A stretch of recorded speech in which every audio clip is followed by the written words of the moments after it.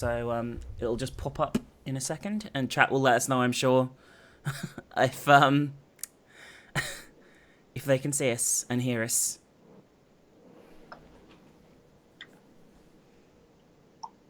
Yep, they can definitely hear us. There we go. They can see. People are saying live. Hi everyone, how's it going? We're starting a little bit early just to give people time to get here, and I am of course joined by Mr. American McGee. Thank you for joining me. Hello. Thank you so much for having me on, Minx. Really appreciate the opportunity.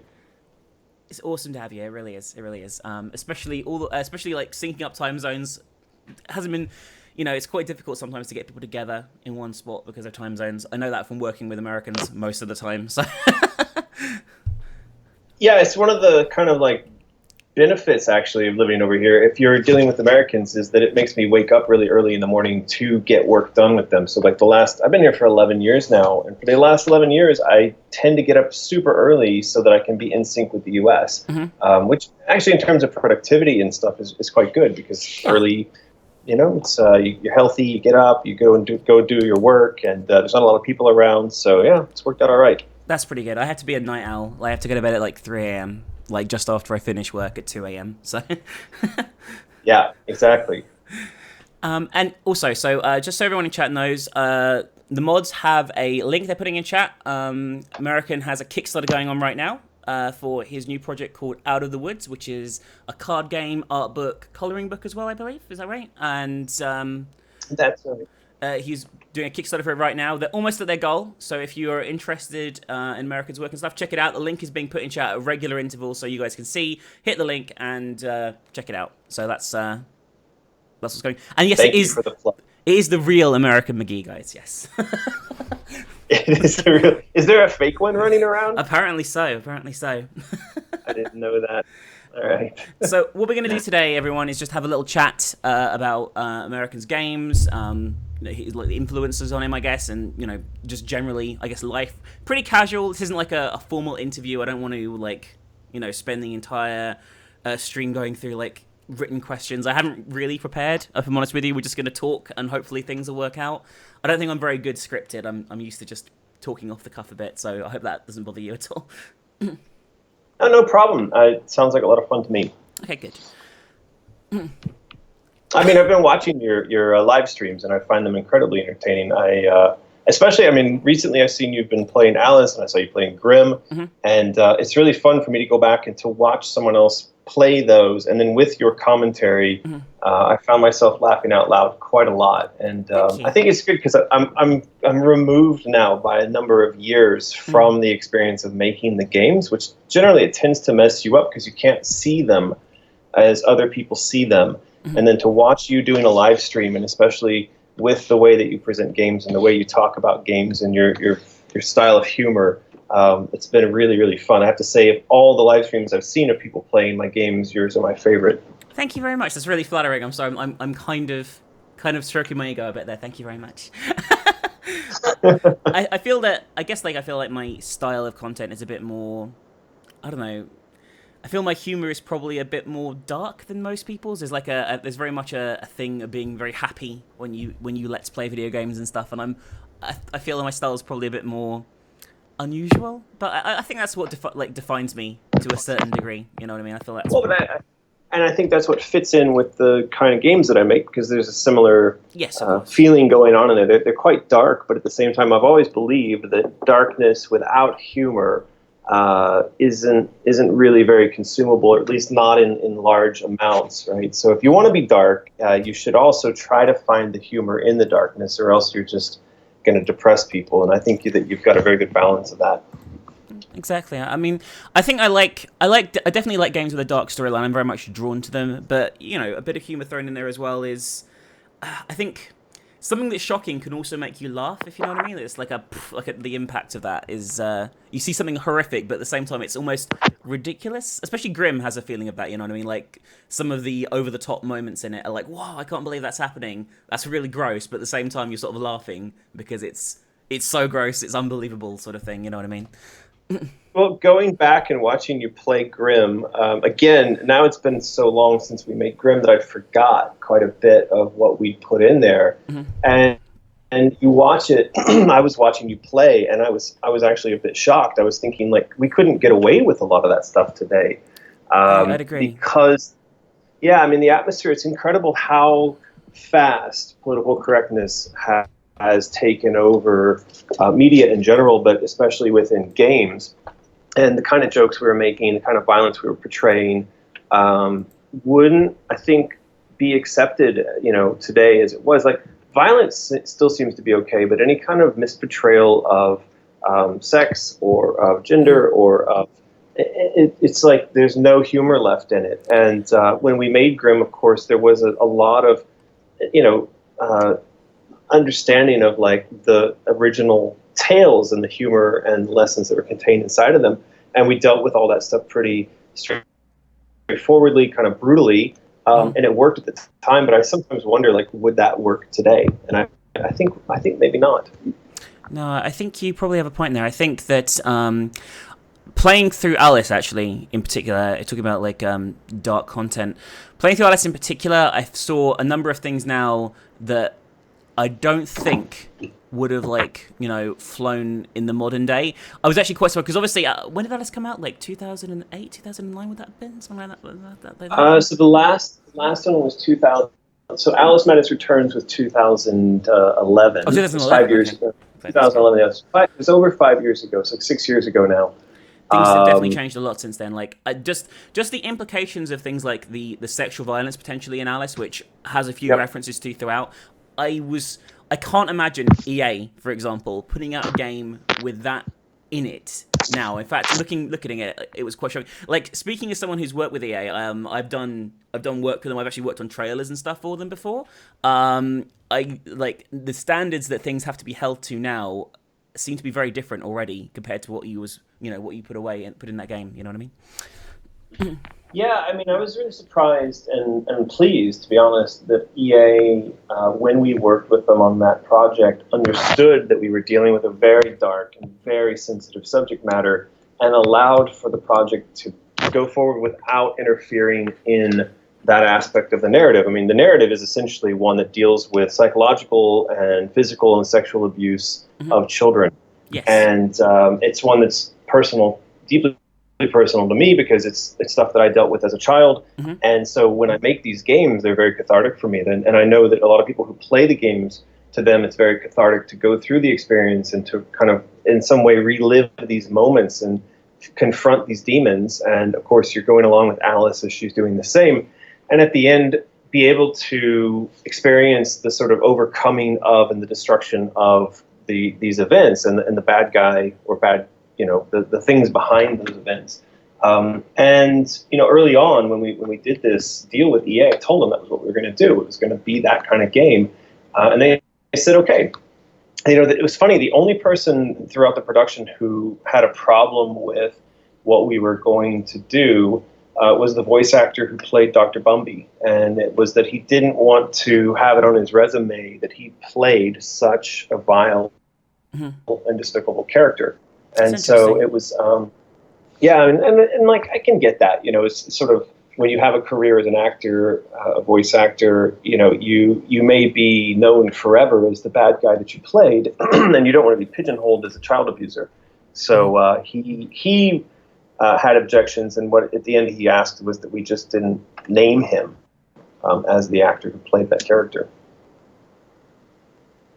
I can definitely understand where that comes from. I think that I find it interesting. So obviously you're saying that Alice's narrative in particular was drawn from your personal experiences in life and growing up. I actually read some snippets from your autobiography, I believe, just before I spoke to you today, just to, get an idea a bit more about, you as a person. Because while I like your games, I don't know too much about you or, your personal life, things like that. So I read a few snippets and things like that. I find it very interesting that obviously you're drawing from very dark personal experiences to, create the story for Alice. But I would say in the modern era, if someone, a lot of people would be like, oh, you're promoting this because it's in your game. You know what I mean? I feel that a lot of people would be very, would feel that the portrayal of it is not okay under any circumstances, even if it is a portrayal of Alice defeating these, which she does ultimately at the end of the game. I mean, that's certainly something that I've seen a lot of. I think a lot of people have seen is this political correctness and this oversensitivity to the content in media, which actually has a lot to do with the current project with the Kickstarter that I'm running right now, Out of the Woods, because I think that when you take away the painful lessons that are contained within a particular story, or when you tell people who are watching a fairy tale or an animated feature or whatever that everyone is special and in the end everyone wins and nothing bad happens to you if you're good, or nothing bad happens to people in general and the good guys always win and the bad guys always get what's coming due to them, I think you're creating a space in which people are absolutely unprepared for the realities of the world in which we live. And it's not that the world is any better or worse than it's ever been. It's just that human nature is such that there are bad people in the world. Bad things do happen to good people. And if you go into a life, from childhood to adulthood, and you have this sort of view of the world in which nothing bad's going to happen because there just aren't those kind of people out there, or those kind of people are going to be stopped from being bad people by the culture, by the society, you're going to become a victim. And that is, I think, one of the things that is really critical to storytelling. And this came up the other day. I did a YouTube live stream the other day, and I mentioned the story of Bluebeard, and I mentioned how the female protagonist in that story makes a conscious decision to marry a man who is extremely suspicious, whose all of his previous wives disappeared. And I said, she kind of gets what's coming to her because any rational, normal person would not be swayed by his money and by his lifestyle and would ignore the fact that he's got this giant blue beard of a beacon that says he's not a good guy. Yeah. And so the response was, well, you're victim blaming. And I said, I'm not victim blaming. Victim blaming would happen if it were a real story, but this is an allegory. This is a narrative. It's a fiction. And the fiction's point is to teach us to avoid these kind of situations in real life. Exactly. So we don't become victims. I think there is a very, in my opinion, I think comedy and in terms of narrative, I don't think there should be much restrictions on what you can tell in a story and in what you can do in terms of humor. I think anything can be funny because humor is purely subjective, and it does irritate me to a certain degree to being told that, you can't do this anymore. This is not okay. You can't do this. Like having a narrative where there's child abuse, for example, is promoting child abuse. And I know that's obviously not what you're doing, but that is something that people would accuse anyone who puts that in a game of doing. They'd be like, oh, because this is part of the story, this is pro child abuse. And obviously no one who's sane and rational is pro child abuse. It's just telling a story that illustrates something that is a real thing that happens in the world.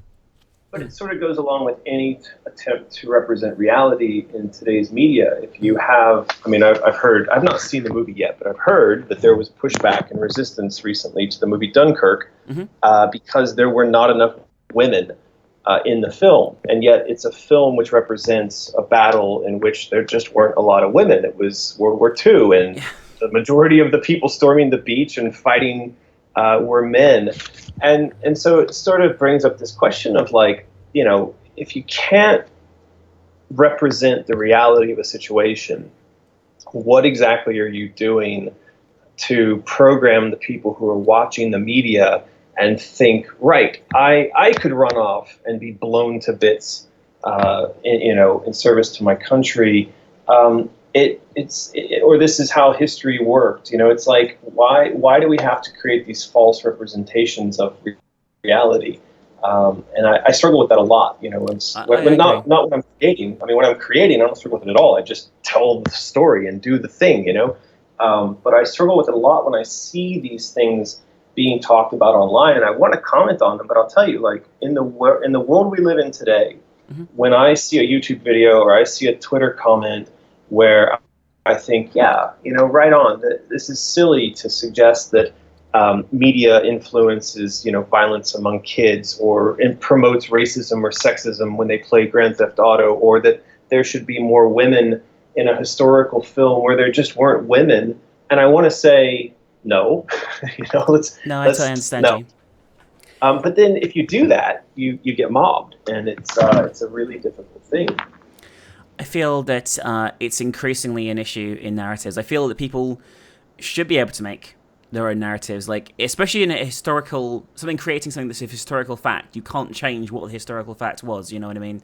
Like if I was watching something that was like historically accurate in terms of like I don't know, a historical drama, let's say about the Vikings or whatever, a realistic historical drama, let's say, that I wouldn't expect there to be the same attitudes towards women that are in modern society in that, let's say, you know what I mean, and things like that. And people, Right. but people these days would potentially demand that. They'd be like, we want fair representation and that kind of thing. And the fact is, fair representation didn't exist then. It does now, but it didn't then. And you can't change the fact that it didn't then by, rewriting history, as it were, in what you're creating. Yeah, absolutely right. Well, and I think, this always goes back to the point of, like, art is art. Mm-hmm, exactly. Let people tell the story they want to tell in artwork for the reasons that they may have. And if you have questions about why they did things a certain way, ask the artist and believe what they tell you, unless there's evidence to the contrary. If you come to me and you say, well, did you create Alice because you wanted to promote child abuse? I could say to you no, and I could explain how my own personal history would make that concept quite nonsensical. Mm-hmm. And then if you choose not to believe, and you also ignore all the people who played the game, who said that the game helped them to get through their own issues, their own personal issues, then I think the problem lies with that individual, the one who's making something out of something that's not there. I would completely agree with you. I mean, just even looking at things like we were saying, these days, art doesn't necessarily fly anymore, which is ridiculous. You know what I mean? Like I looking at Grim now, just in the background, looking at Grim and thinking of various scenes that I've seen so far in the game. Obviously, I haven't got super far through it, but I played like the first 7 stories now. There are definitely things in this game where I could see people going, "Oh, that's problematic. That's an issue." That sort of thing. Like, well, especially as it's like humor. It's the fact that he pees in order to find the distance to which he should jump. You're going to have people who would be very upset by that very masculine display of urinating on an environment in order to range find where he's going to jump to. When we made that, we had no concept of anything like that. We just thought it was, he's Grim and that's his character and it makes sense for him to do that. But were you to show that now, it could be lambasted for its masculine overtones. And it's like, well, but it's just sort of natural to his character. He's not trying to be masculine. He's just grim and he's kind of disgusting. Exactly.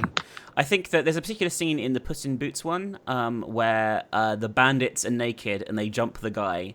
And there's like just a little joke afterwards, like, obviously you look like you enjoyed that sort of thing. I was thinking at the time, if like these days, if someone heard that, they'd be like losing their minds. Some people would be losing that joke. That particular one just struck me. Which is a joke, exactly. What was the joke? I know that. So the bandits go up to Puss in Boots. Is ambushed by the bandits. Okay, so he pays them to attack him, so they can act like he was attacked. So the king will show him sympathy later on. And the joke is, the bandits, you make them naked and they jump him, and it's kind of like I guess a little sexual overtone. You see this ball of dust, and afterwards, he's completely naked lying on the floor, and Puss in Boots is like, I can tell by the moans you were making when they were jumping you that you really, really enjoyed that sort of thing, basically. That's what he says to them. And I remember thinking at the time, like, even little things like having children die, which happens a lot in Grim, like, almost right on screen right now, some children are going to die. But, it's that just doesn't fly these days. And that's the thing. I think children should be told that they're going to die. I don't think that children should be coddled. So one of the reasons that I think fairy tales are really interesting is that, as moral lessons, like the moral lessons contained with them as teachers, is that I grew up in a household that was split between one home where my mom was a complete hippie, pot smoking, single mother, and then on the other side was a family that was fundamentalist Christian. That was my sister's mom, and I spent sort of dual time, between the two homes. And so in the one home, my mom's smoking pot and has lots of different boyfriends, and it's like anything goes. And in the other home, it was, they couldn't wear clothes unless their mother had made them for them. They couldn't listen to music unless it was like Christian, rock. They didn't go to school. They were homeschooled. So it was the ultimate, sort of protective parents. Yeah, and I get you. And what happened was that once the girls came of age, and I mean like 13, 14 years old, they were completely unprepared to deal with the realities of the world outside. And as a result, they became victims repeatedly in the worst possible way. And, for me, it was really sad. It was really heartbreaking to watch it. And I, years later, had their mom come to me, and I've heard her, say she doesn't understand why what happened. And it's like that you put blinders on them, and you taught them that the world was biblical and it was what was in this book, and yet you never socialized them. You never allowed them to know that children are harmed and that there are bad people in the world. And I think, this is one of the reasons why, fairy tales should have their teeth in them, why they should still be dark. And, movies directed at children should still have warnings in them for the harsh realities of life. Yeah, I would agree. I think it's important to deliver the message that bad stuff can happen and not pretend everything is always sunshine and rainbows. We were talking briefly about YouTube, actually, in particular, before we got started talking, and that brings me to that to a certain degree. I feel there's definitely, in the medium of like what I do in playing video games on YouTube, there's definitely like almost like an unwritten rule that you have to be quite cheery all the time. You have to be really positive. Even if whatever you're playing is crap, for example, you have to, pretend you're enjoying it. And I would say, I'm not necessarily taking like big shots at other content creators. I understand where people do that because it makes money. It's something you can do and attract a lot of viewers and things like that. But I feel that there is this preset of having to be positive about things that is very much underlying there. And I feel that's even translating more. We were talking about the Google document leak today and the situation going on there. I think that's symptomatic, really, of how people want everything to be portrayed as nice, even when everything isn't nice. I don't think it's good to be nice all the time. Like, I mean, I kind of enjoy making horrible jokes and stuff, for example. Well, so there's a really good book on this topic, and again, this goes back to like why I did this Kickstarter at this time. Is this last 12 months have been really, really hard for me. I've had some personal, I could say, traumas occur that made me reevaluate the way that I look at life and the way I behave in the world. But there was one book in particular that was called The Subtle Art of Not Giving a Fuck, and it's really good because he starts off by saying that when we see each other out on the street, the first thing we do, I mean, you did tonight when you called on Skype, you said, hey, how's it going? And I said, oh, it's going fine.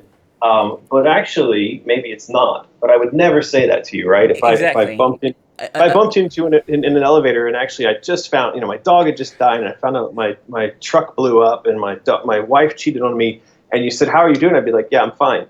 But the reality is, I'm not fine. Yeah. Yeah. And that book is all about how to sort of readjust your frame of living so that it's okay not to be okay. It's all right to be fucked up. And I think, again, that is one of these things where it's like people these days, the moment that they're uncomfortable, they want to run to the police. They want to run to the platform and say, hey, this person made me feel uncomfortable, instead of just being like, I'm uncomfortable. I'm okay with that. I'm going to now move on to something else. They seek some sort of retribution or resolution to it that I think is really unnecessary at times. I think that's a really good motto, by the way. The art of not giving a fuck. It's okay to be fucked up. It's okay to be fucked up is an excellent motto because, let's face it, at some point in our lives, nearly all of us are fucked up about something. You know what I mean? Whether it's a personal tragedy or mental health issues, it affects everyone, and it's kind of ridiculous to pretend that doesn't happen. And I think good to laugh at it. It's good to like see humor in the darkest of situations because it's a excellent way of coping with it. This is the thing when you suffer a trauma, when you feel that the world has screwed you over. Another one of the things that I read was that one of the problems we all have, and this is a very serious problem in Western culture, I think, not just Western culture, by the way, it also exists here in China. We can talk about that later, but is the idea that in our story, we all have our life story. We all view ourselves as the king or queen. And from that position, we have this belief that no one can harm us, no one should harm us, no one should slight us or do anything against us. And whenever you maintain that position, that I'm the king of my story, I'm the queen of my story, you're only going to ever be disappointed. Or at least you may have long stretches where you maintain that idea of being a king or queen, but at some point you're going to fall down and you're going to feel bad. And what this author was saying was it would be much better to view ourselves as the fools, the court jesters, as not the high position, but like all of us make fools of ourselves. We all make mistakes. We all do stupid things. We all have disaster befall us. And if we lived life every day from that perspective, we would be a lot less disappointed, and it would be disappointment that would happen much less frequently. No, I totally agree with you. I totally agree, and it's very refreshing to hear that perspective. It's not a perspective you really hear often these days. You know what I mean? I feel that being down about things and being upset about things, being angry about things, is like almost like in some ways like a foreign concept these days. Unless you're being angry about people saying something you don't like, that's the sort of thing you're allowed to do. You know what I mean? It's very frustrating. It's very frustrating, for sure. This is the thing, is this idea that, you've been wronged. And yes. Trust me, this last year, this last 12 months, I've had multiple instances where I have felt personally wronged. I've felt deceived. I've felt just the worst kind of things. And as I've had to work through that stuff, I every time come back to my own personal ego, my own pedestal upon which I've placed myself. And the solution to it is always the same. It's one, confront it, face the chaos, embrace the dragon, and two, lower yourself, see yourself and the people who've wronged you as equal, that they're, individuals who make mistakes. Oftentimes, most of the time, people are making mistakes where they harm you, not because they want to harm you. It's because they've got their own problems, their own dragons and their own chaos. And when you can start to empathize with the people who are the ones who harmed you is when you can really get past that trauma. Of course, in like the ending of Alice, I had her empathize with her abuser by shoving him in front of a fucking train.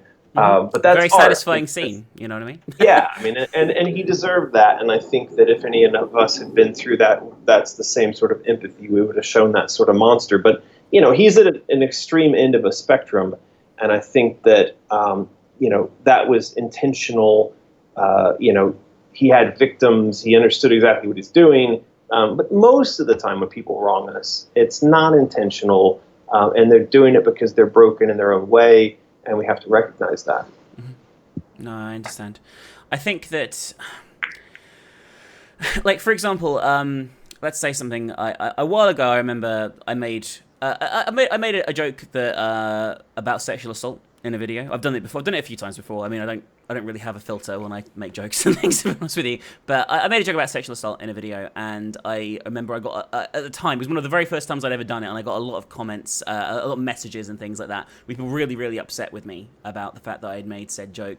And a lot of people going, oh, you don't understand, you don't know. And, like, I never talk about this, but I mean, I've been sexually assaulted in the past, like by a partner years and years and years ago, a long time ago now. But it happened, and it was a very unpleasant incident. You know what I mean? And I still feel I'm allowed to joke about it because I've moved on from it. I've been able to, I'm not saying if you're still upset by it, you haven't moved. That you. I'm not saying you're weak for not moving on if you haven't moved on from something that's happened to you. I'm not saying that, but I've moved on from it, and I feel like joking about it is okay. Like it's okay to joke about that sort of thing. It's okay to laugh about that sort of thing. It's okay to make light of that situation to a certain degree, because if we don't, it's kind of letting it win in some ways. I feel. I don't know. That's my own thoughts on that situation. Well, I think I think you're exactly right. So, I mean, we have a choice as individuals, and I did this for years. I'll admit, I did it for years and years and years, where I took on a victim identity. And what I think finally woke me up to that was a realization that oftentimes when I first met people, what I did was identify myself by the victim identity. So it was, especially in my early 20s, I'm almost 45 years old now, but in my early 20s, and this was maybe 10 years past when the worst of the abuse had taken place, when I would meet people, somehow within the first half hour of meeting some people, and not every time, but not in every situation, but if I felt sort of comfortable with that person, or I thought I was going to get closer to that person, that was the currency that I would use in order to exchange for a form of closeness with someone. And I would say I was victimized, and this is what happened to me. And it took me some years to mature enough, and also to talk to people who are my friends that would say, you identify by this victimization, and that's how we knew you first, and then we get to know the real you. And so it was that having to see that that finally said to me, well, I shouldn't identify like this. But even after having figured that part of it out, there still were responses, emotional, intellectual, creative responses that would link back to that trauma. And to this day, I still find myself trying to, get away from viewing life through that lens. And it's really, really, really hard. It's one of the reasons I've really gotten into, I don't know if you've seen, but Jordan Peterson, because this is a university professor / psychologist. He's got videos up on YouTube where he talks about this. He talks about our childhood traumas and how they shape us as adults. And listening to him and people like him can really help to kind of navigate that and improve yourself. Yeah, no, I totally get where you're coming from. I think it's important to not live by it's not important to not be defined by the bad things that happen to you, but rather grow from them and develop as a person because of them, rather than rely on them to shape us, if that makes sense. Yep. Absolutely. But my automatic bot thing timed you out for putting a link, but I've now added you to permissions, so you can put links in chat now. Sorry about that. Yeah. No worries. Well, there's a lot of people asking about the Alice rights, and I recently did a pretty lengthy blog post explaining how and why EA control the Alice rights and what that means for the future of the franchise. So I just think, if people ask about that, the first thing to do is go and read that blog post, because it's pretty informative. Mm-hmm. Okay, so yeah, on that front, just to summarize, from what I understand, EA own the rights, and there's not a lot you can do about that. That's just the situation it's in, and if they'd ever decide to make a new game, they'll let you know. But at the moment, it's just the question of if, and just wait and see, I suppose. Is that summarize it? Yeah, well, I mean, that is the situation, but I think that, further on from that blog post, and I mentioned it in there, is the fact that I am talking with EA, and actually I've been having a lot of talks with them recently, and I unfortunately can't say much about that other than... I understand. Yeah, I mean, something's going on, and I think fans would be happy to hear of that something.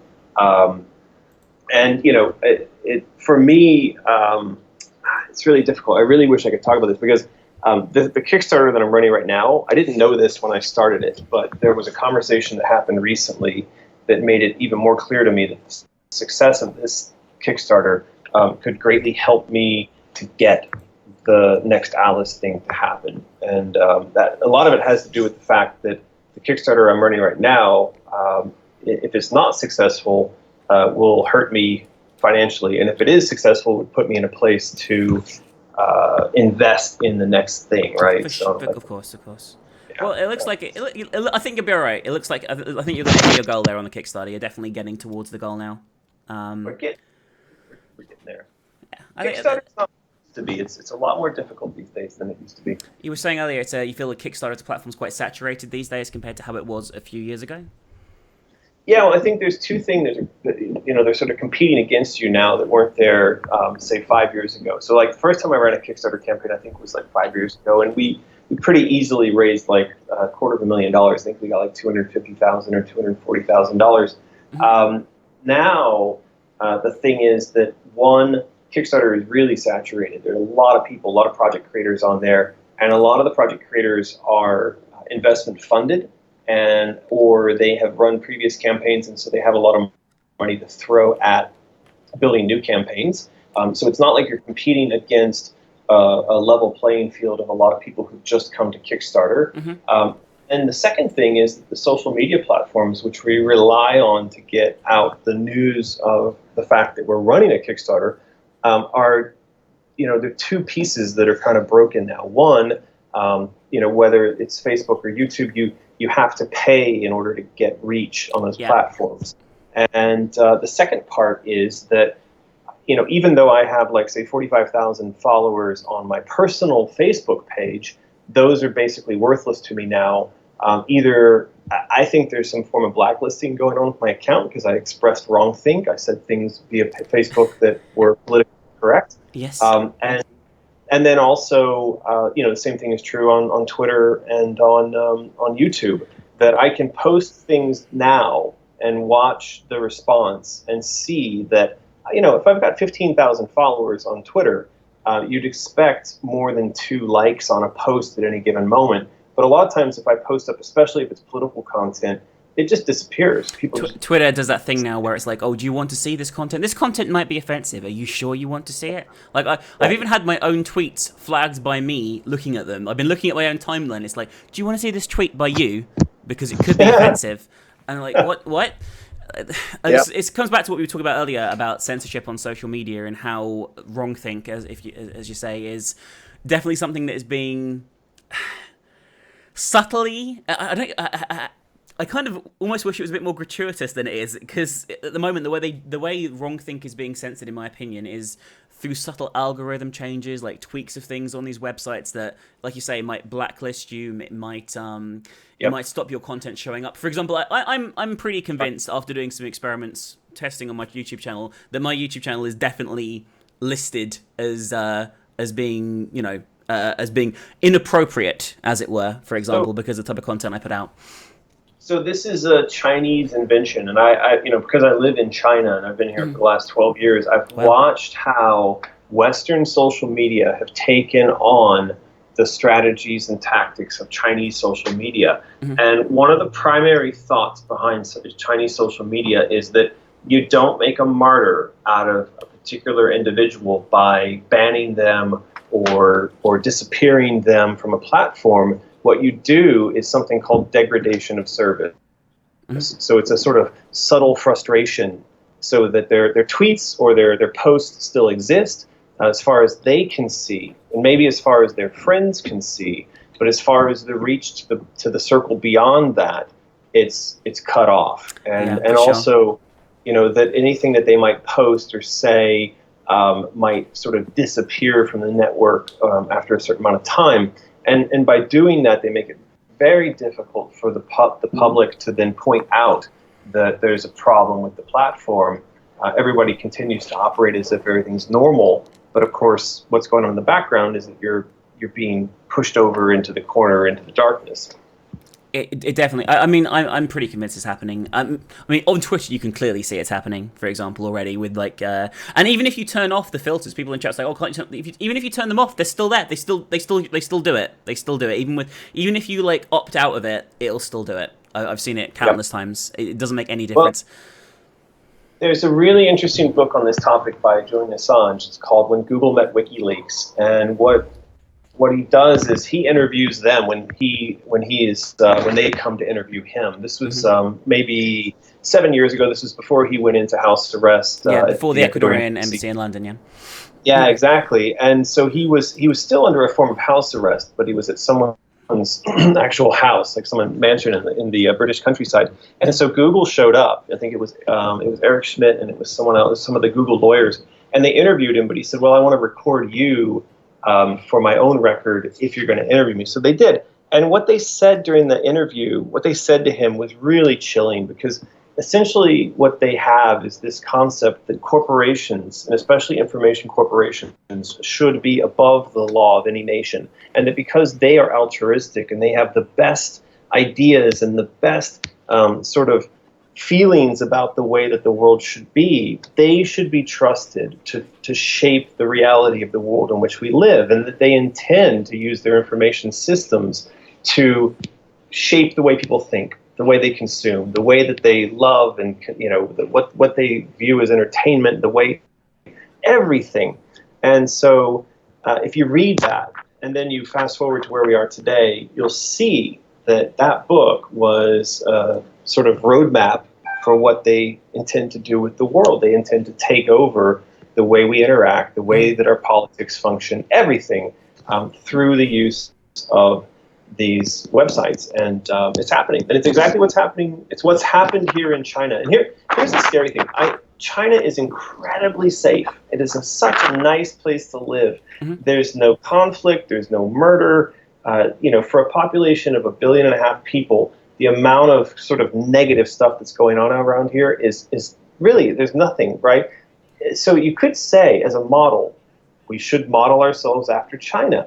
The problem is they have achieved this sort of utopian, futuristic vision driven by the online systems, but at the same time, there is no dissenting opinion. There is no political opinion. Those sort of things are completely banned. So I think we have to ask ourselves, do we want to give up those freedoms? Is what somewhere like China offering worth that? And is it even compatible with the sort of societies that we live in the UK or in the US? It's very interesting. It's very interesting to hear that. Like, I wasn't aware of the conversation with Julian Assange. So that is very interesting indeed.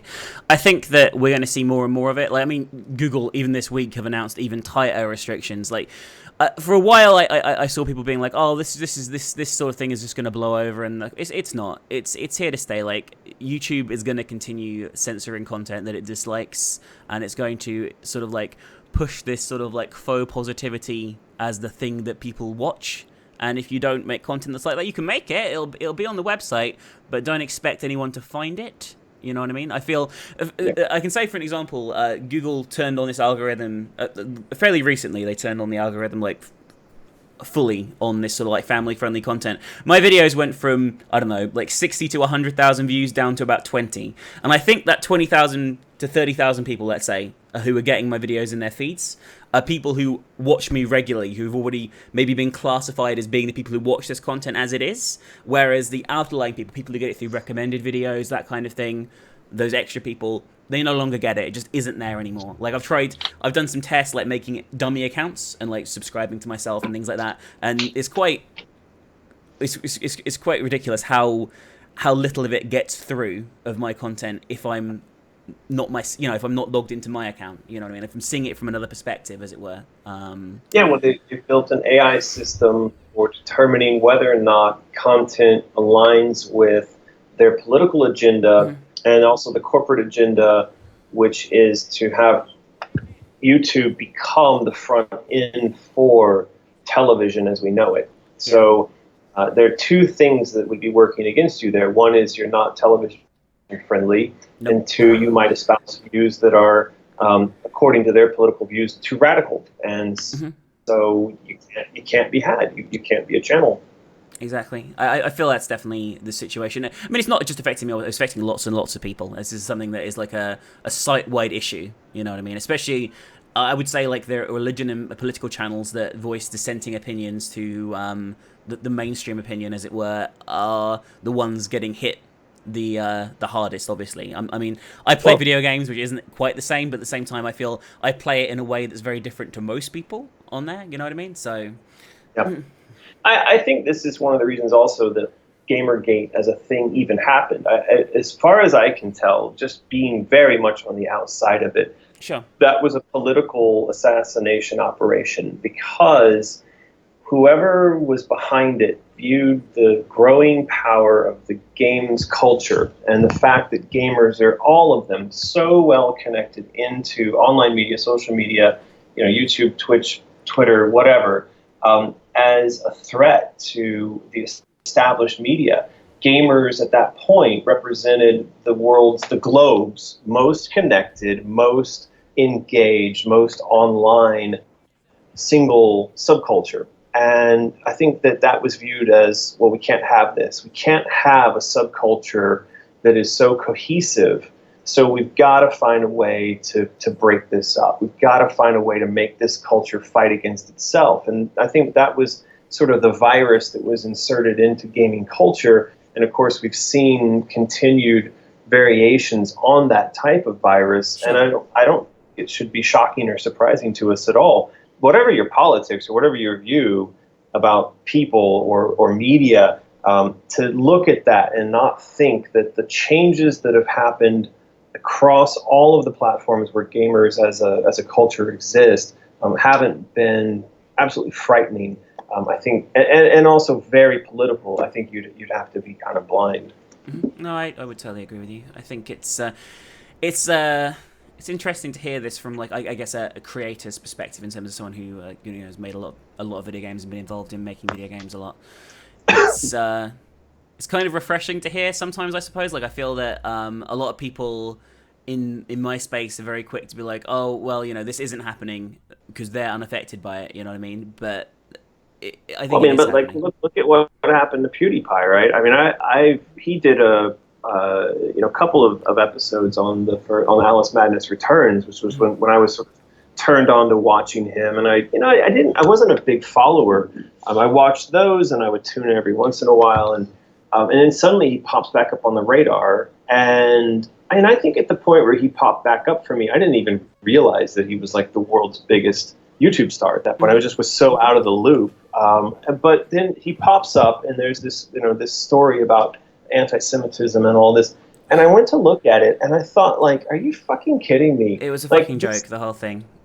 So bad. And then when you look at the history of the guys that were behind that article, it yet again looks exactly like the kind of setup to insert a virus into a community and to try to get it to blow apart. And of course, I think the way that he handled it was very strategic and very smart, because he turned it right back around on them.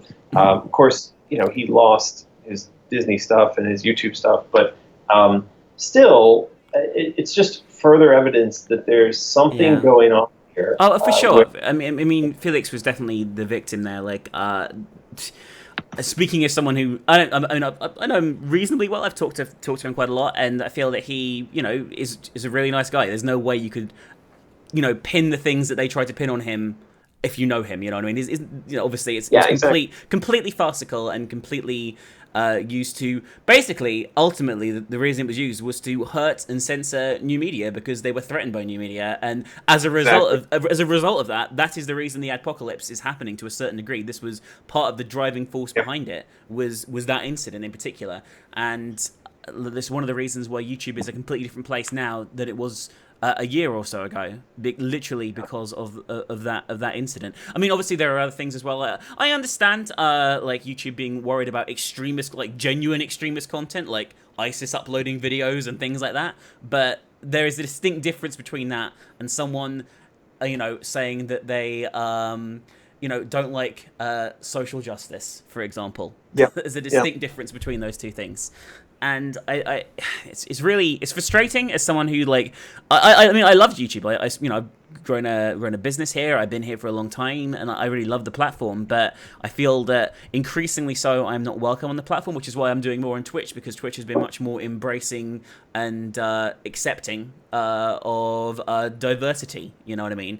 And unlike Google, it feels much. I mean, I know they're still owned by Amazon, who are a big company, but they are making an effort to engage with people rather than just dismissing us and being like, "Oh, this is how it's happening." You know what I mean? Well, I'm really glad to hear that you've found another home, and one that seems to be more supportive of what you're doing. And I think it's really important. And I hope that the platforms that follow in that model, whether it's Twitch or it's Minds, they get the following necessary to make them become the alternate to these monolithic, monopolistic entities that have these pretty horrible ideas in mind about what they're going to do with their technology. Mm-hmm. Oh my God, it's raining. Interesting. Oh, you've got a $20 tip. Thank you very much for that, Drake Force. I didn't expect any today. We're just having a chill out, but thank you very much. Really appreciate that. Anyway, let's talk more about video games for a while. Let's talk about your career, if that's okay, and have a little chat about things that you've done in the past. Sounds good. So, from what I understand, and obviously correct me if I'm wrong here. So, I looked at your CV, as it were, your resume, yeah, and was the very first thing you did relating to games as a job beta testing for Wolfenstein? Is that correct, or was there anything before then?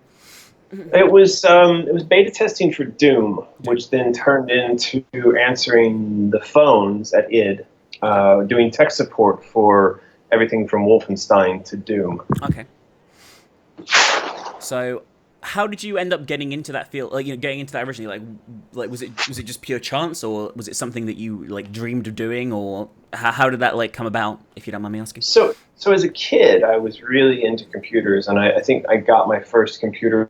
It was like a Commodore. No, actually, the first computer was something called a Timex Sinclair 2000, which was essentially like a calculator you could plug into your television. And I was gifted, because I grew up in a really poor family, so I was gifted a series of sort of secondhand computers over the years, and so I taught myself everything I could about computers.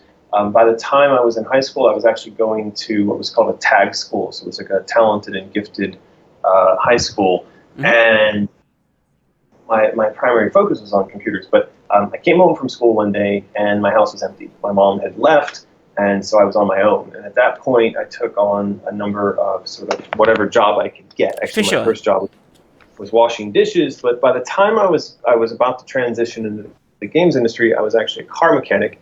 And at that time, I just turned 20 years old, and I became neighbors with John Carmack, who was the primary founder of id Software, the lead tech guy at Software.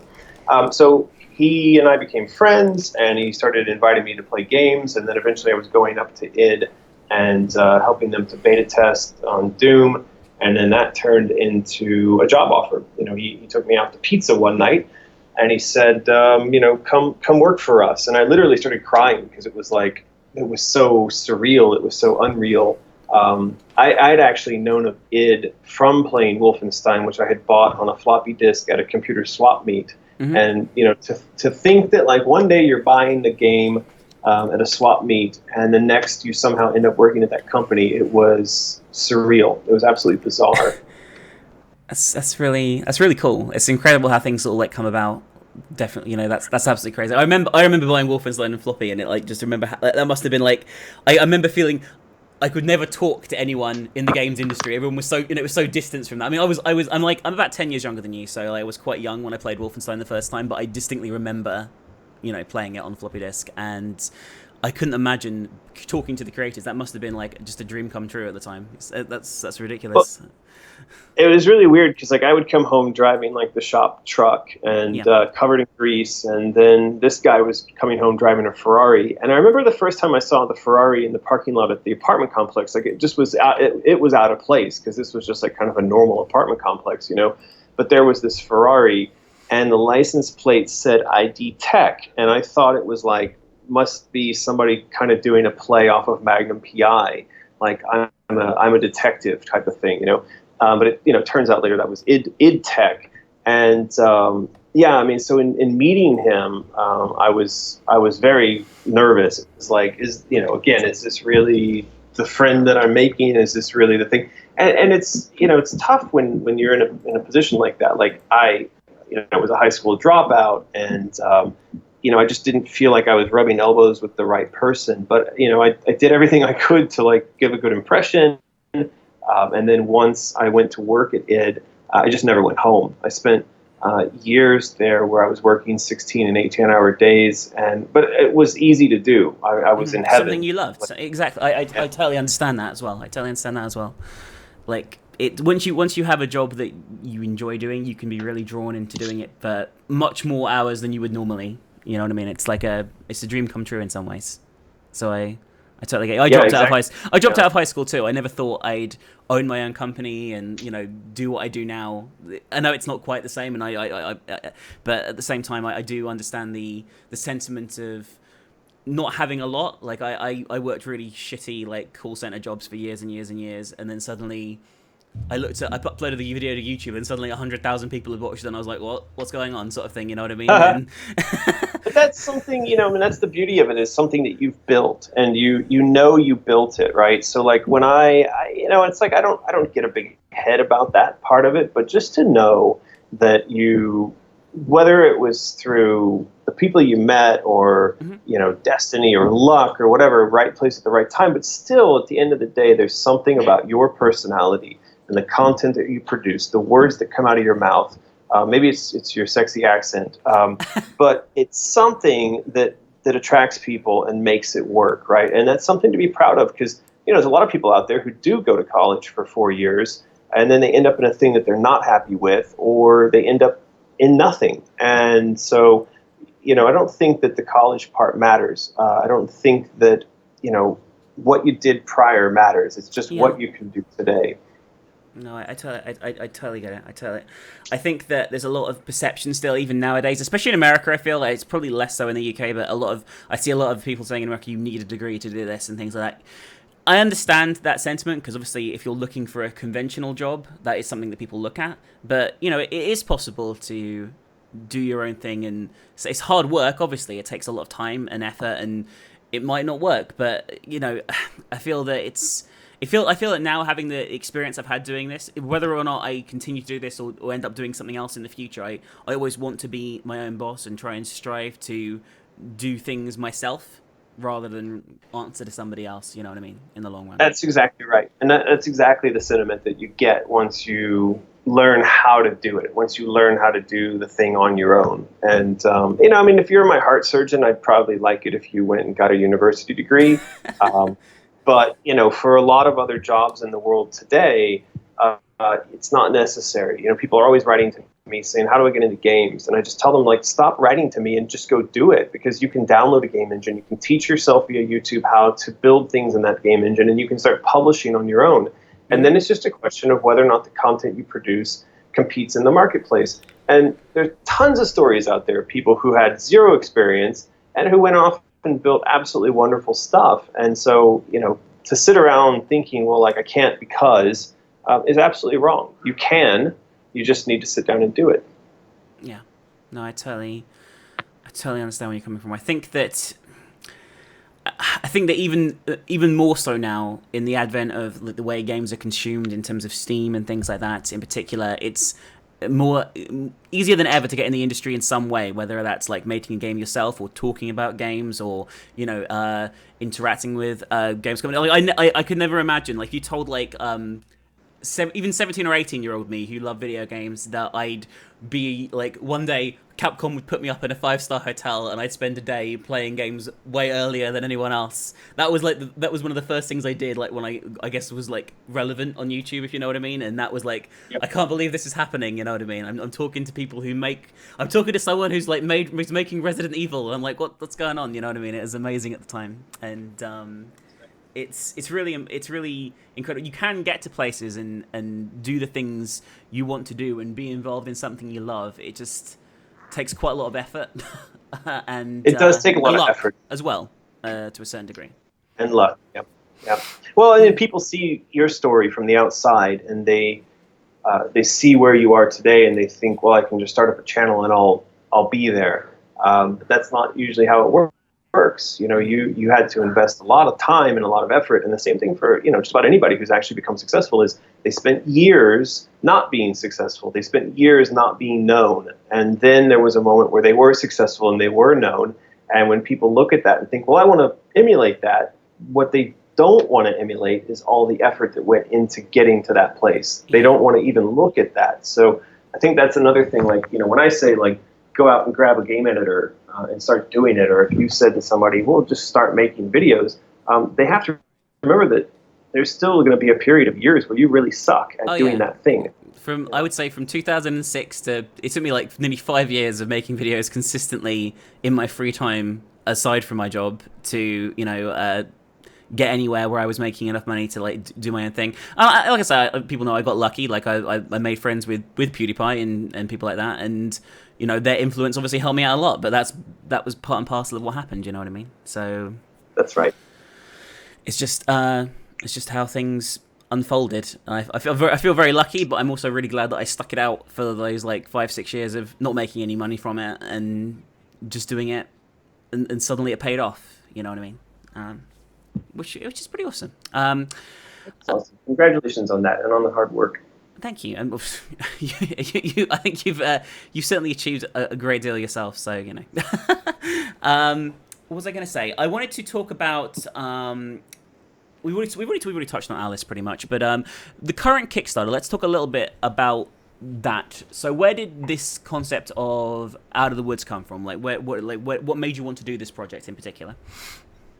Well, as I mentioned, the last 12 months have been a little bit. Not a little bit. It's been really hard for me. About 12 months ago, I shut down my game studio in Shanghai because we just couldn't make it work. We couldn't compete in the free-to-play game space. And to be honest, I didn't want to compete in that space. It was really soul-crushing to be making free-to-play mobile games. Yep. And then after that, I went through a series of sort of like, I was turning 44 years old, and I had some significant relationship problems, and I won't bore you with all the details, but it was really, really hard. Sure. Probably some of the hardest stuff that's hit me in life since when I was a kid.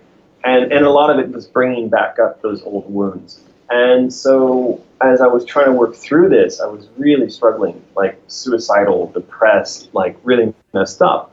And I started trying to find material that I could use to help me through all of this. And one of the things I kept coming up upon was, in a way, like, this was my own fault. I'm not a religious person. I'm an atheist, and lived a pretty hedonistic life without a lot of sort of moral code. I mean, in general, I think, like, yeah, I'm a good person. I wouldn't kick a dog. I wouldn't sort of lie to my friends. But actually, I was doing unhealthy things that I then could see, like, well, where was my sense of the danger in living life in this fashion? And that was the impetus. That was where I thought, okay, well, life is a journey through the woods. There are wolves along the path.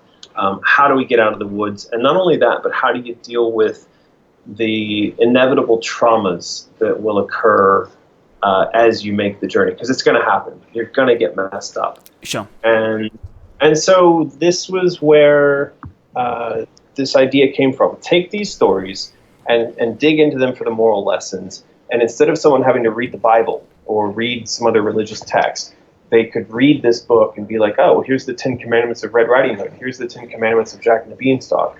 And then hopefully get something from that that might help them out. And so it started off in that concept, and it became the book and the card game. So yeah. Oh, that's really interesting. I think that like we were saying, like there's moral things. There's lessons to be learned from all stories, even if they're dark and things like that. I think a lot of people can learn from more non-traditional mediums. I think they get tired of the same sources of, like, I guess I don't necessarily like using the idea of a book as a place of morality. Obviously, I'm an atheist myself, but I think that there's obviously stories that we hear as children that are designed to teach us lessons, and hearing a more realistic approach to those in some ways, in terms of like what bad things can happen. I like the idea of that. I think that's rather refreshing. Well, I think there's this idea that we think when we act in the world, we are harmless, or that the mistakes we make, or the little lies that we tell, or if we do something and no one finds out. So if we're a bear that shits in the woods, does anyone smell it, right? Yeah. I don't know. That was a really stupid analogy, but anyway. It's okay. So, I think one of the things that's come out of this for me is taking personal responsibility for my own destructive power in my life and in the lives of the people around me. And, as I said, I mean, this also, this trauma also happened inside of a relationship that I have. And it also messed up the other person in a very similar way.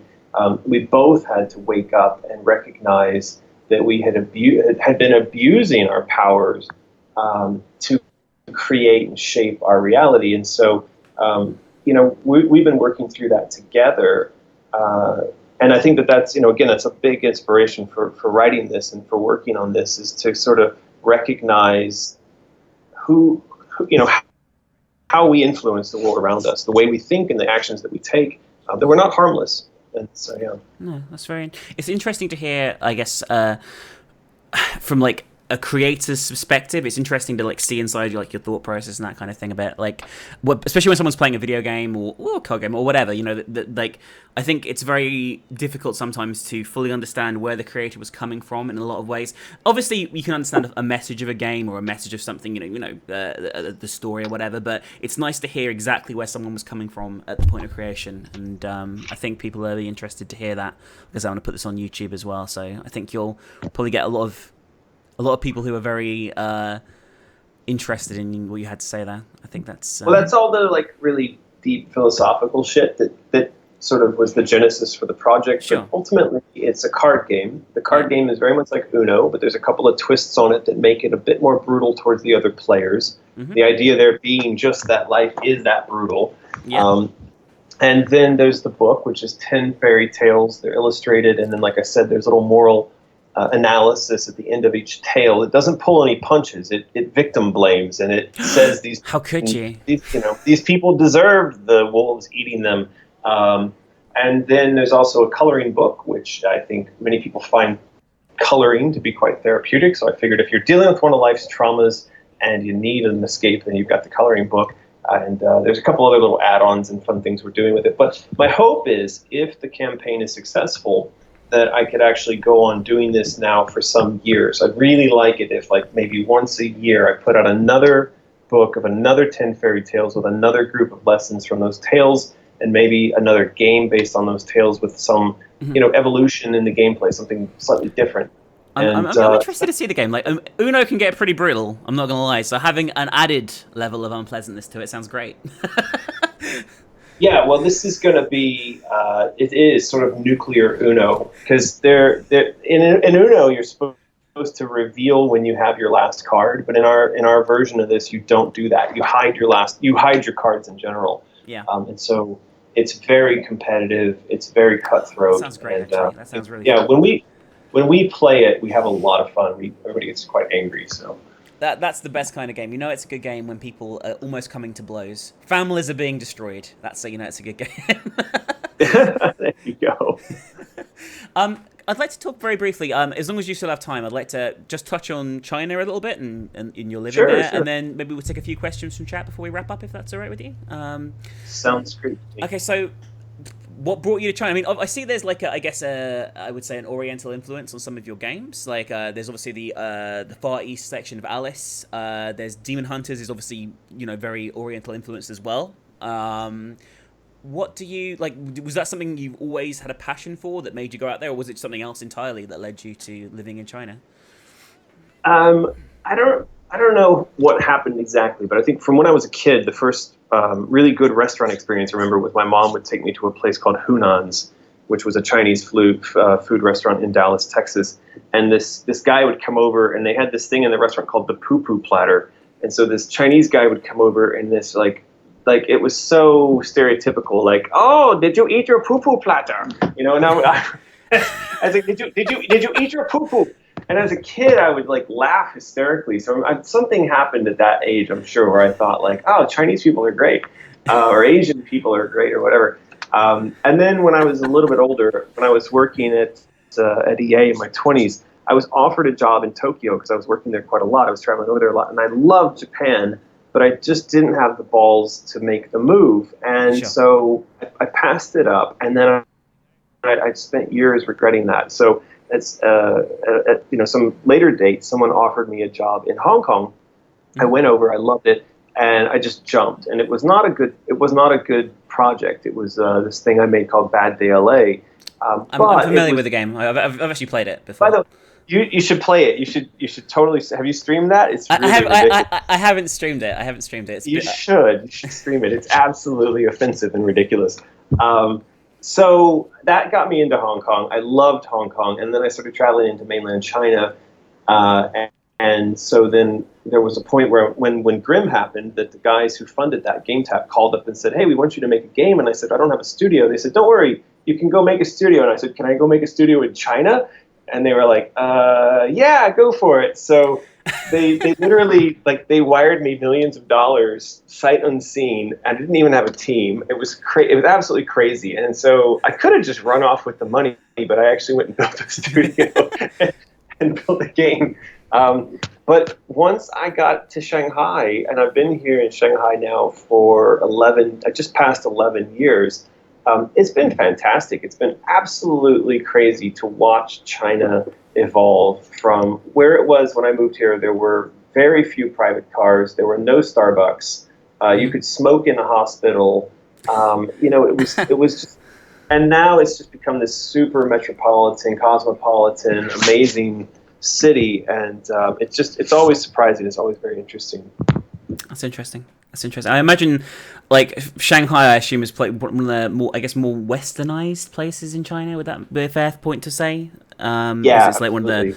There's a lot of horse racing there. Is that right? I don't know why I think of that, but I always think when I think of Shanghai, I think of horse racing for some reason. Like I had a friend who used. I had a friend who lived in Shanghai, and that he used to work like in like the horse racing industry, and he used to be like, "Oh, it's like the biggest thing there." I don't know if that's true or not, but I just have that's what I associate with Shanghai when people mention it to me. I've never heard of that before in my life. Oh, really?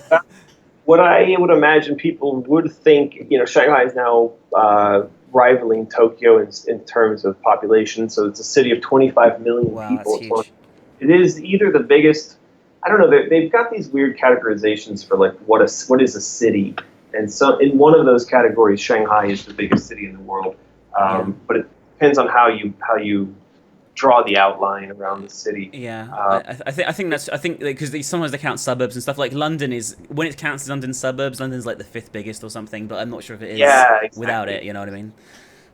But it's absolutely crazy. I mean, Shanghai and China, but Shanghai especially. I mean, it's like living in Blade Runner. It's just so advanced on so many levels, but at the same time, it's like really gritty, and it's kind of, there's times where it feels quite dirty.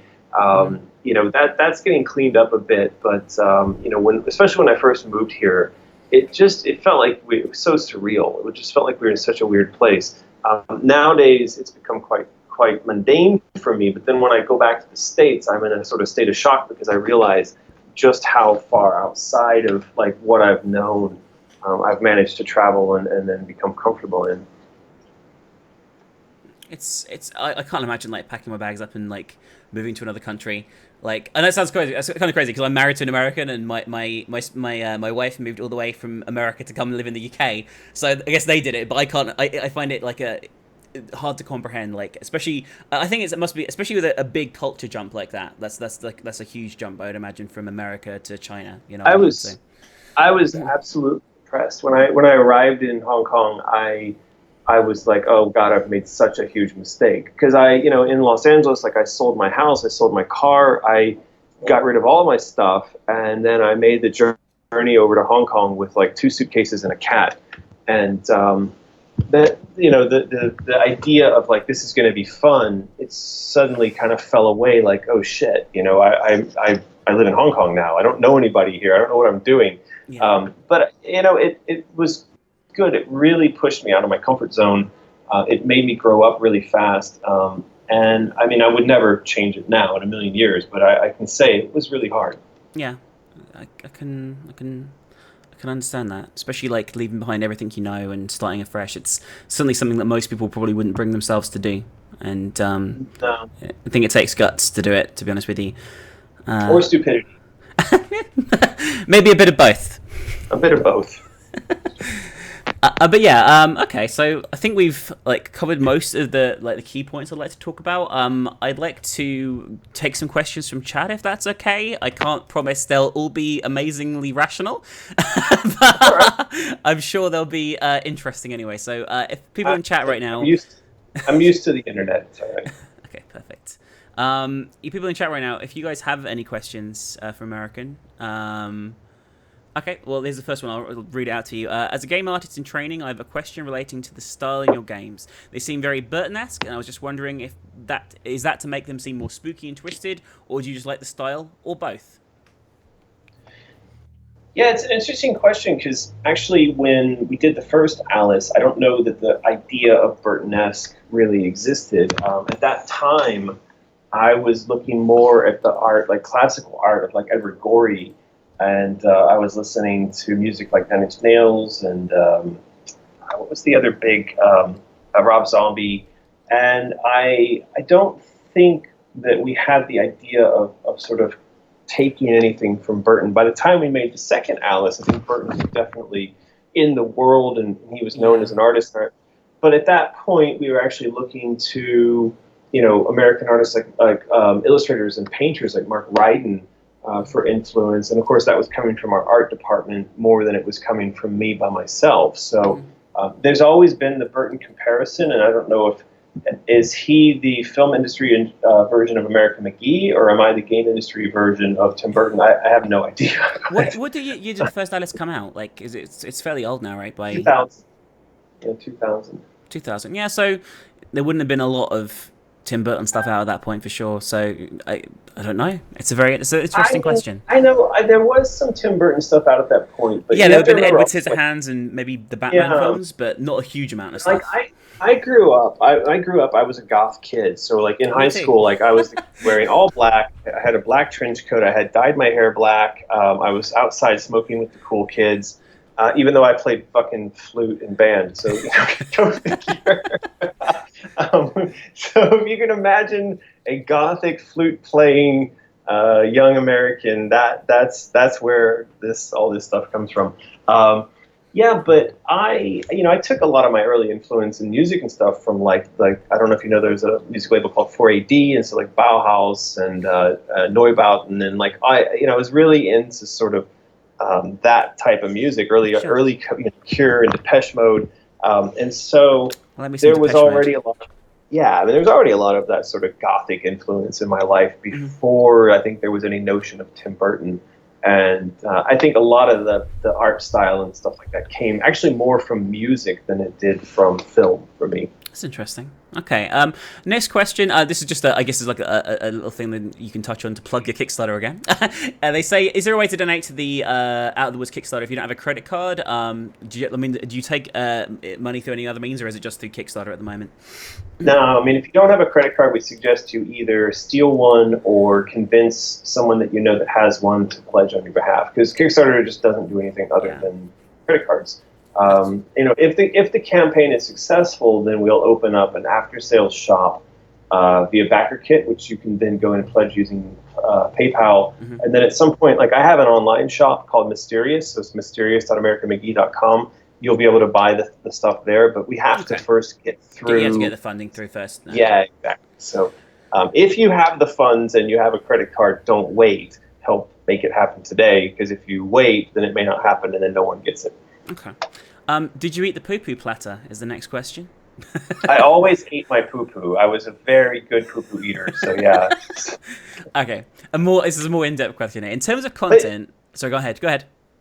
No, it's okay. I was just going to say, but then I moved to China and they don't eat poo-poo here. So they don't eat poo in China? Like, no. The little boy in me was very disappointed. I'm shocked. Like, that's like all the thoughts I had of China have now been shattered into a million pieces. Yeah, so in terms of content, what do you, McGee and Minx, think about the limits on themes that a story can explore? Is anything and everything up to exploration, or are there things the media shouldn't delve into introspectively? It's all game to... Basically, is it okay to explore all themes and motivations within a story, or are there certain limits that have to be placed on things? Are there things it's not okay to cover, is the question. Well, I mean, I think the better question would be name a theme or a concept that's not yet been covered, right? I mean, of course, you could get weird. I mean, if you wanted to say, like, I want to explore the theme of a cat who has staplers for legs, who rapes, dogs that have fire hoses for heads. I mean, if you wanted to get all surreal, fine. But in terms of realistic themes of personal stories, of drama, go back to Shakespeare and you'll find that just about every permutation of narrative drama that you could imagine has already been told and retold and mutated. We're not really telling new stories anymore. We tell mutations on stories that have been told 1,000 times. So I think the answer there is there are no limits to the stories we should tell. The ultimate limit is just whether or not it's entertaining, because who the fuck wants to watch a story about a cat with staplers for legs? That sounds pretty hot. Yeah. But yeah, I mean, I'd agree. There's not a lot. I don't think there's much that can be limited. It's just the only limit is whether or not people actually want to hear the story in the first place. Really, Well, again, that's all about entertainment value. Yeah. I mean, you can tell whatever story you want to. It's just, are people going to be interested in listening to it? Have you read Terry Pratchett's Discworld novels? I'm currently reading Witches Abroad, which puts a spin on several fairy tales, as do other books in the series. Any thoughts and opinions on those books? Do you have any thoughts of Perry's on Discworld? You ever read them? I absolutely love those books. I think I got like 6 or 7 books into those when some of the tragedy, because I only started reading them last year in like 2016. So I was like 6 or 7 books into them and really, really enjoying them. And then all this sort of shit hit the fan in my life, and I stopped reading them. So I should go back to them. But yeah, I really recommend them. I've read most of them. They're really good. They're really fun. Well, like a lot of my friends, I would go to them and be like, "Hey, have you ever read this Discworld thing?" And they're like, "Dude, we read that when we were in high school. What's wrong with you?" I'm like, "I don't know. I had never known." And they were like, "Yeah, I read that years ago." There's some TV series and cartoons as well that are really good of them. Yeah, that I recommend. They're so good. Yeah. Yeah. I love the Discworld books. If that question was also directed at me, I've read most, not all of them, but most of them, and I really like them. How did you come up with your name? I'm pretty sure that's just your name, right? How did I come up with my name? I didn't come up with my name. My mom did, and so my mom's story that she tells me, and there's a lot of stories my mom tells me that I don't know what to believe anymore. Because, like I said, I grew up in the like pot smoking, like hippie household. Sure. But what she said was she had 3 names in mind. One was American, one was Marrakesh, and one was Obnard. And actually, if you go to YouTube, my YouTube username, my channel there is YouTube user /Obnard, OBNARD. I have no idea what the hell an Obnard is, but that was on the list. And all I have to say is I don't think people would have been very interested in Obnard McGee's Alice. So I'm actually happy that she went with American. With American, yeah. It's definitely a distinct name, but like I said, but I think some people think it's like a secret alias that you came up with yourself, but obviously that is not the case. No, everybody in my family is named James. My father, my uncle, my grandfather, everybody's named James, and so my middle name is James. My mom did keep that in there, so my full name is American James McGee. And I have to say, like, American has been good because one, it's very recognizable. It works as a brand, and it's really helped me, I think, a lot in my career. Number 2, because it buys me a lot of free drinks. I go into bars and I meet people, and then I say my name's American, and they go, "No, it's not." And I go, "I bet you a drink that it is," and I win a lot of drinks. Awesome. Okay. Question here. Something that I really want to know. Where did the concept of video game character of Grimm come from? We went from a pair of brothers telling folk tales to teach children lessons to a smelly little goblin pirate who pees and everything. How did you make that jump? How do we get there? Well, I mean, a lot of it, creativity for me comes from constraints. And so that was a very constrained project. Like I said before, these guys called up and said, "Will you make a game for us?" And we want it to be episodic. So that was a constraint. And then we want you to deliver the first episode within 12 months. And that was a constraint. And we want it to be fairy tale themed because people like your Alice game. And so that was another constraint. So I sat down and I started working through, well, like, what could this be and how would we drive it? And I knew that I wanted to have it be based on the concept of retelling a bunch of fairy tales because it gave us a season of stuff to play with. Well, we'll just pick 24 fairy tales, and then now how do we deal with 24 fairy tales? Well, we're going to retell them. Well, how are we going to retell them? Well, we're going to show the light in the dark. And then I knew we needed sort of a host. We needed someone to bring us through this experience, and that was sort of where Grimm came from. And so we went through a bunch of variations on artwork and voices and ideas for, like, who was he, what did he look like?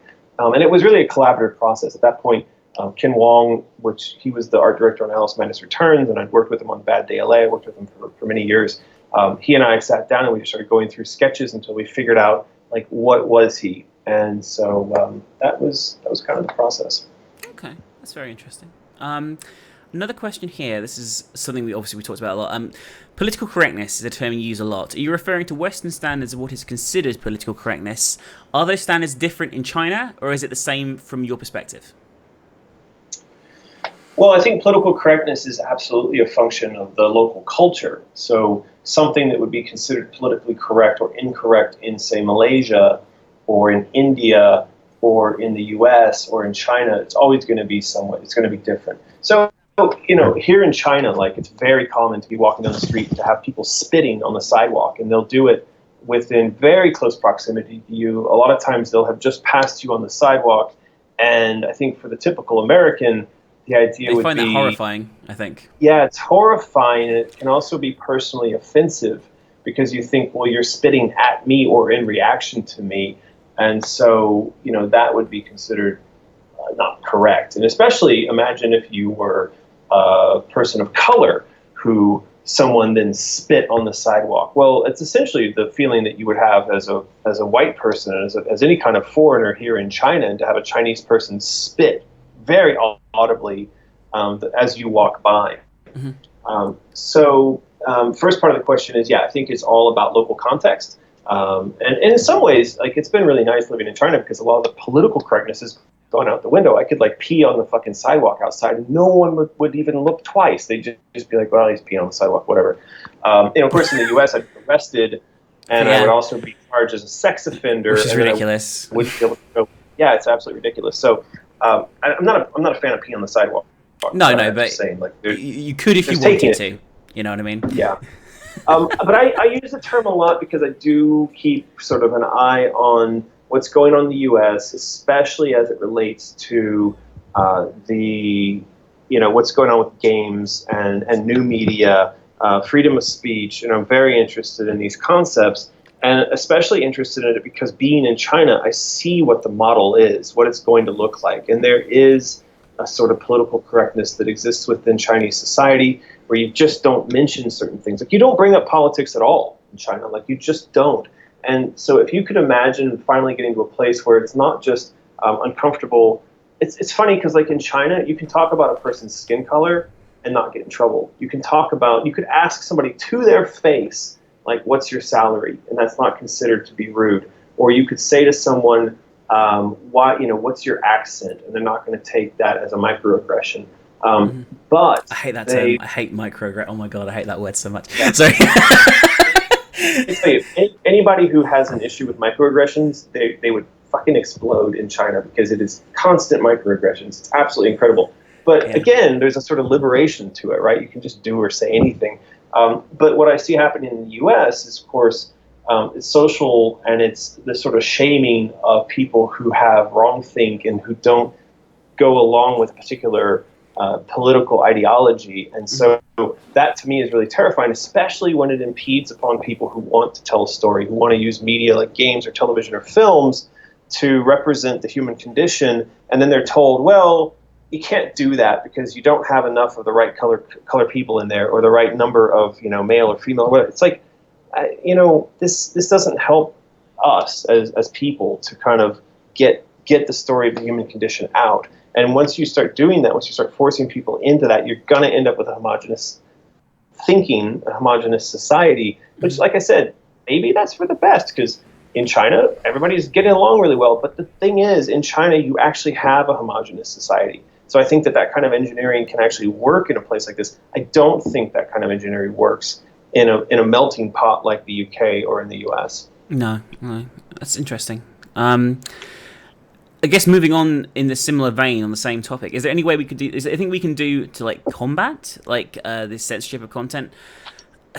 Like, it's very hard when the platforms that are used to deliver the primary means of delivering this content is actively censoring the content. There's not a huge amount you can do about that.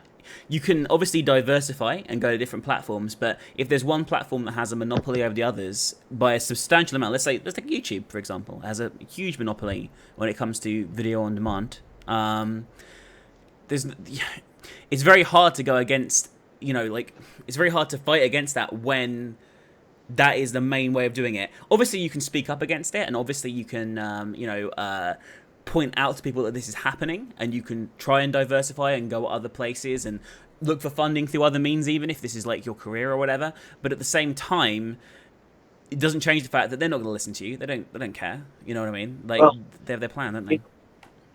If you have a YouTube channel and it's shut down, and at the same time your Gmail is shut down, and at the same time your ability to do AdSense on that platform is shut down, You're looking at having been locked out of a monopoly for communication, for advertising, and for media. That it is, all encompassing. You have. I mean, if you go look at the Alexa results for website usage, top of that list is going to be Google and YouTube. Yep. And followed by Facebook. So if you get locked out of those platforms, you are essentially locked out of the modern life. And so I don't know, to your question of like, is there a way you can fight this or combat this? I would imagine that the only genuine way in which this could be fought would be through the government, through the U.S. government saying, you have become a monopoly.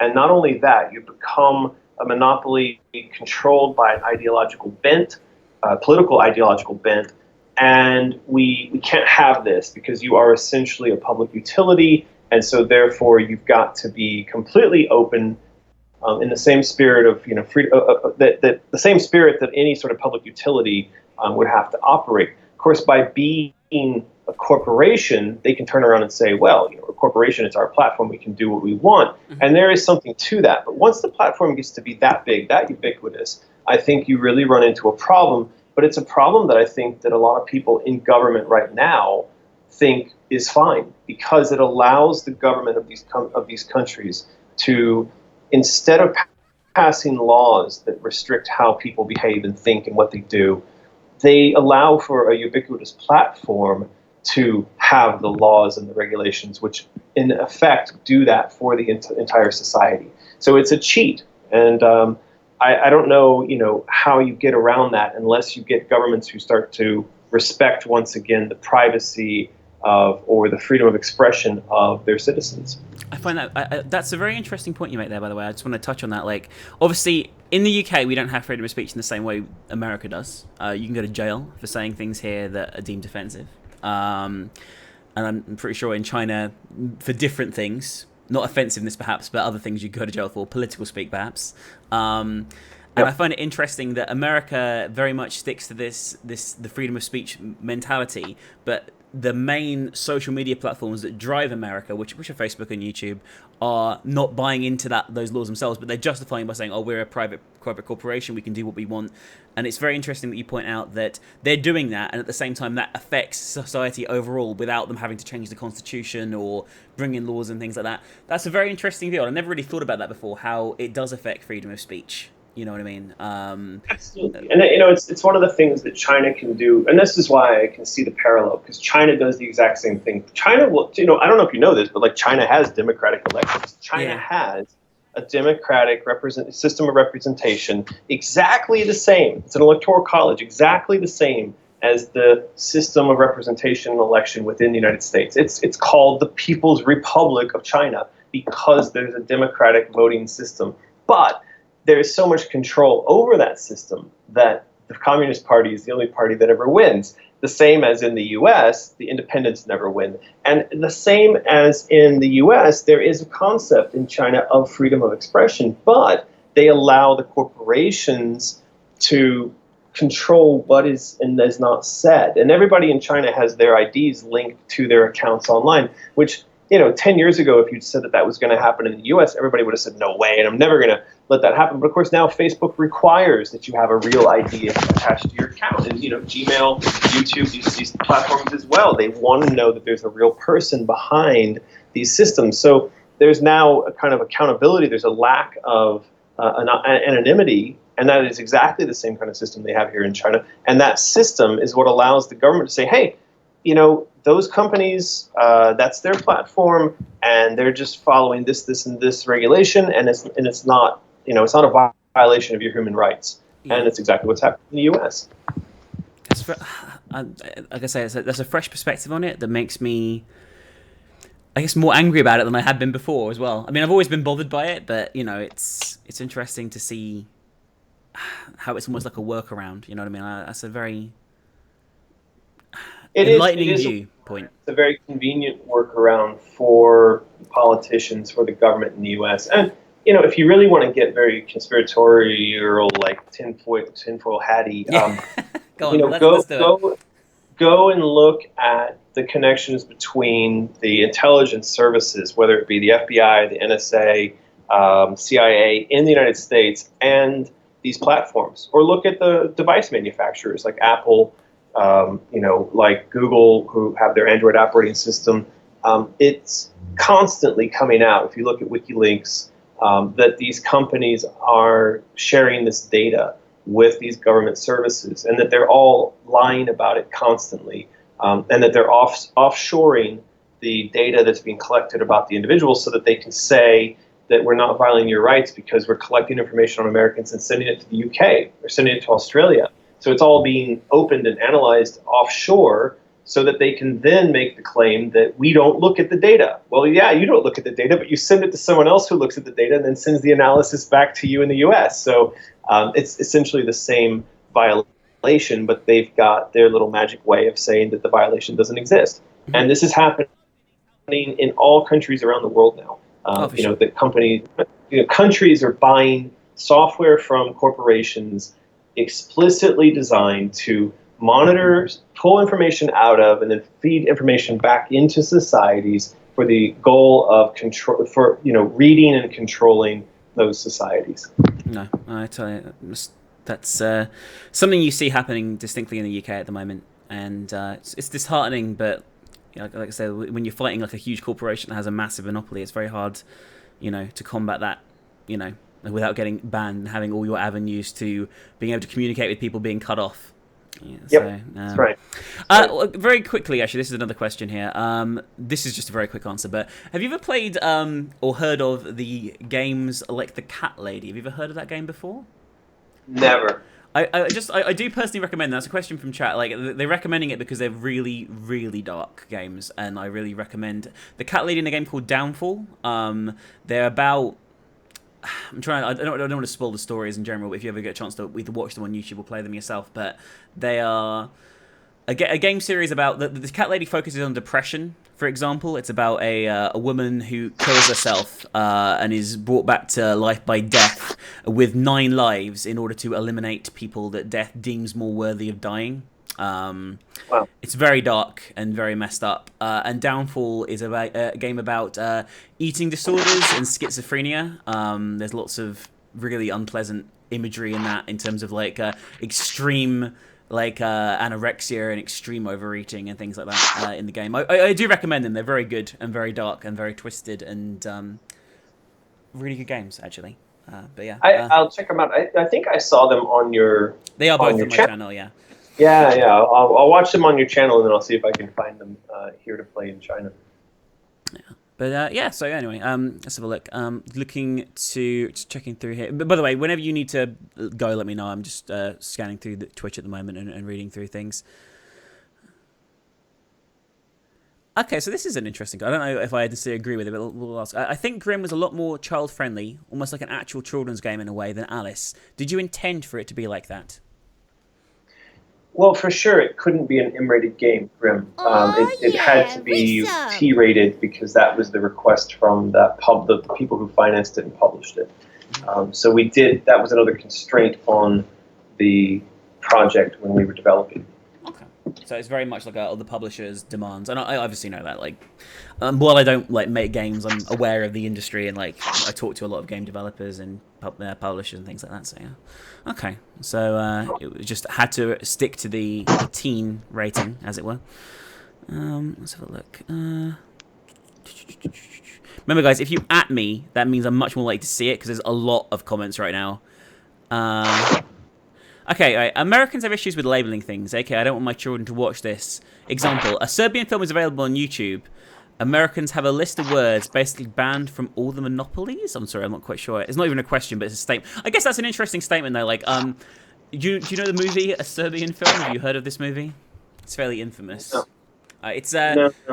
It's a really, really adult film. It's entirely fictional, but it's like based on a porn star who's asked to make the most extreme porn film ever. Like, he's basically offered a ton of money to make this film, and it turns out to be incredibly fucked up, basically. Right. And it's a film that is censored in a lot of markets. Like it's got 6 minutes cut from its UK release, and a bunch of other countries outright banned it and things like that. It has a sequence where a man delivers a baby from a woman and then rapes the baby, and they call it newborn porn.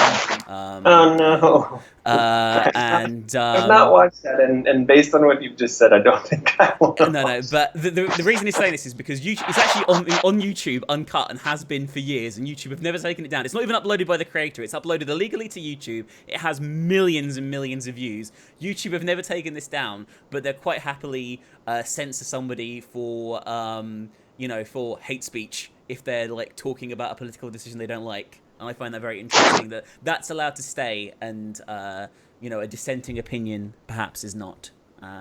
Is the point they're trying to make there over here. I imagine, again, this goes back to the fact that there are not that many people actually working in the censor department at Google, and instead it is an algorithm, it's an AI. Yes. Oh, it is definitely.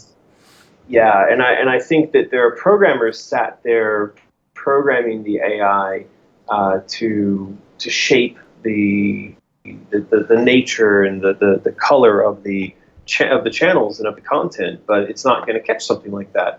And you know this, I know this. Like I've had interactions with Google where there is no sort of channel for recourse. If you are told that your AdWords account is suspended, mm-hmm. you can say, hey, I want this reviewed, but then they'll come back with an automated response that says, we don't want to review this and you're still suspended. And there's nothing you can do unless you happen to know someone at Google and can go through them and say, can you please have someone look at this? Otherwise, it's a machine.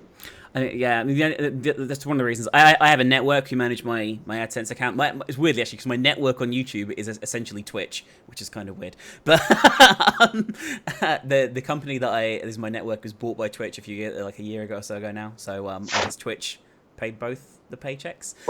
But anyway, yeah. So that's the only way you can really communicate with YouTube is via a third party. Like they don't care. Otherwise, yep. they won't give a shit. Do you have any pets, and what are their names? There you go. Non-deep question. There you go. That's yeah. So I have a dog. Her name is Lulu, and she is a Boston Terrier who was born in Beijing and then flew to Shanghai. Mm-hmm. And we actually bought her on an online shopping platform in China called Taobao, which is sort of like eBay plus Amazon on steroids. And so yeah, she's an online dog. But she's been with us for 5 years now. And then we've got some fish, and that's about it. Okay. So I think you tweeted me a picture of her this morning, right? When I was talking about dog walking. Yeah. And you've got Pretzel. What kind of dog is Pretzel? She's a cockapoo, which is a hilarious breed name. Yeah.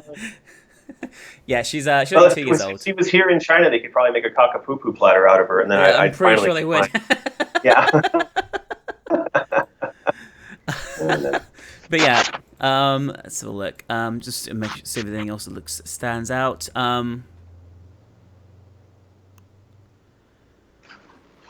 lot of people are asking about a third Alice game, and obviously we touched on that already. If the OK went ahead for a third Alice game, hypothetically, do you have any ideas of what it could be about, or is it something you can't talk about at all at the moment? Yeah, no, for sure I have ideas. I would really like to go back in time to when Alice was still young and in the asylum. Because there was a period there which, if you played the first game, you would have read about in this sort of journal of one of the doctors. And I think that time she was sort of in and out of being catatonic and uncommunicative, but clearly she was somewhere in her mind.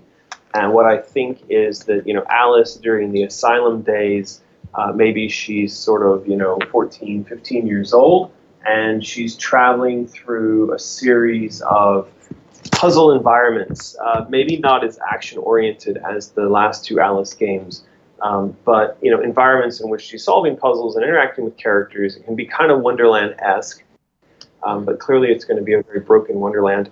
And make it something a little bit more meditative, maybe, a little sort of puzzle room type experiences, but that's just a kind of idea. I don't know. Oh, yeah. This all comes back to constraints. So imagine that EA came along tomorrow and said, we're going to give you $50 million. The sky's the limit. Well, then I'd make a giant open world platforming action adventure game, right? If, on the other hand, EA said, we're going to let you crowdfund something, then I'd probably go for a smaller, tighter presentation like the one I just described. Yeah. I mean, ultimately, when it comes to video games, it's what your publisher or funder wants you to do, really, isn't it, in the grand scheme of things? I know I haven't made video games, but I know with working with EA, they have fairly tight restrictions. I've done like branded videos for them before where I couldn't swear and things like that. You know what I mean? I had to censor my language and things like that. So I totally understand. Yeah, well, I think another Alice game is going to happen, and I mean, again, I can't talk too much about it, but I will say there are conversations ongoing recently that would seem to indicate something's going to happen. And again, I'm not trying to sort of dangle a carrot in front of people, but you just can't talk about it. Well, no, not just that, but like if they would go and back the current campaign, it would legitimately get me closer to doing the things I think I need to do in order to make another Alice happen. Because right now, like I'm a company of one, and so there's a lot of pre-production stuff that would need to happen were I in a position to pitch something new to EA. They're not going to pay for that, and that means that I've got to do it on my own. Yeah. So hypothetically, if all that was going to happen, it would help for this thing to work out. Yeah. It definitely. I mean, I really hope it happens. I really. To be fair, I'm a fairly new convert to Alice. Like, I played it a long time ago briefly. The Madness Returns, I played it briefly a long time ago, and didn't play it for very long. And then obviously I played it recently. Ended up really like loving it, like a lot more than I thought I would, and really, really enjoying it. So that's why I guess I've been looking back at some of your other work recently, as it were. So I guess I'm a fairly new sort of convert, I suppose, to your games. Not because I like hated them or anything beforehand. I just never really played them. You know what I mean? Like I just never really got around to playing them. So it's been nice to play through Grim as well. I'm looking forward to doing more of that on stream this week, and it's quite therapeutic to play Grim. Actually, I find it very like laid back. Well, it's nice to just spread destruction and laugh. I've really been enjoying watching those games played through your eyes. And with your commentary, because again, it takes some time to get removed from something that you've made. In game development, you get so intimate with it that it's very difficult to see what the final product looks like to other people. And I really, really enjoyed your playing of those games and then kind of seeing and hearing your reaction to it as you're going through it. It's been very, very enjoyable. There's a question. I think this is actually something that nearly happened. Have you ever thought about doing a dark version of the Wizard of Oz? There was nearly an Oz, right? Is that correct? Yeah, there were two actually. So one happened like back in 2001 or 2002. That was funded by Atari, and we actually put a game together that you could play on Xbox. It was probably 6 or 8 months into development, and then Atari ran out of money and they killed the project. So that one died, and then a few years ago here in Shanghai, I ran a Kickstarter and tried to raise money for another adaptation of Oz. We did a ton of art. We did all kinds of stuff. I did a really fun Kickstarter video with, I forgot her name. Terrible. She would kill me too. Pandora. So I don't know if you know Pandora Box, but she's pretty famous in the U.S.